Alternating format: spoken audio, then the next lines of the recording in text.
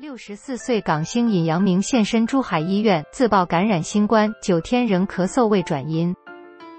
1月2日，知名港星尹阳明在个人社交账号上发布了一段视频，自曝不幸感染新冠，9天仍未转阴。现年64岁的尹阳明出道已经很多年了。虽然他长得不算太帅，但非常有男人味，举手投足之间尽显阳刚之气，很符合上个世纪80、90年代的审美，因此他出道后演出邀约不断，发展顺利。进入2000年后，尹阳明因染上不良习惯，把积蓄败光，一度变得很颓废，还好身边有很多人支持他。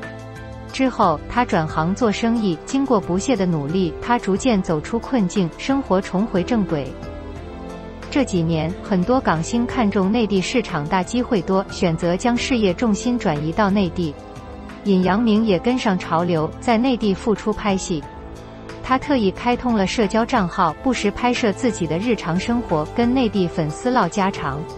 半月前，他曾发视频说自己要看中医调理身体，没想到现在就病倒了。不管怎样，祝福他早日痊愈吧。